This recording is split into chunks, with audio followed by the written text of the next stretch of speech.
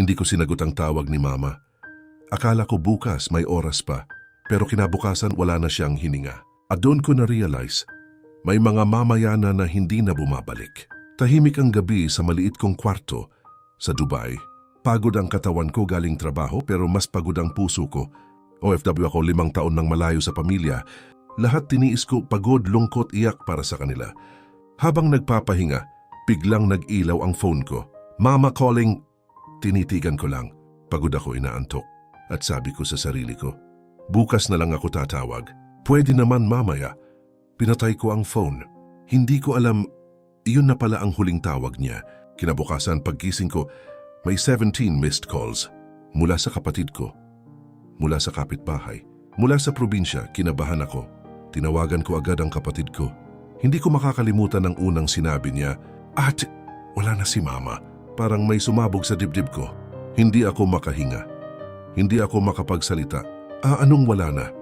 Inatake siya kagabi, tinawag kanya, hinahanap kanya. Doon ako bumagsak sa sahig. Umiyak ako ng parang bata. Hindi dahil sa pagod, hindi dahil sa lungkot, kundi dahil sa pagsisisi. Pag-uwi ko sa Pilipinas, tahimik ang bahay. Wala nang boses ni Mama. Wala nang tawag na, "Why, kumain ka na ba?" Wala nang maghihintay sa pinto. Iniabot ng kapatid ko ang lumang cellphone ni Mama. May iniwan siyang voice message para sa'yo. Nanginginig ang kamay ko habang pinindot ko ang play. At narinig ko ang boses ni Mama. Mahina, pagod, pero puno ng pagmamahal. "Anak, kung marinig mo ito, okay lang ako, huwag ka mag-alala. Alam kong pagod ka, kaya hindi ka nakasagot.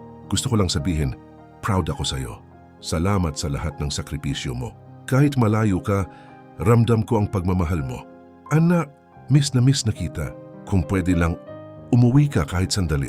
Pero kung hindi, okay lang. Mahal na mahal kita." Huminto ang recording. Tahimik, wala nang kasunod.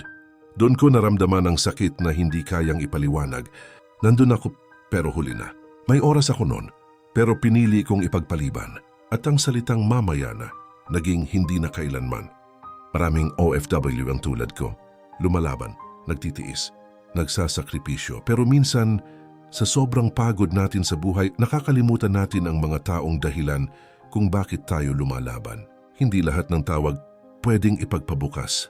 Hindi lahat ng mamaya na may kasunod pa dahil minsan ang huling tawag hindi na mauulit.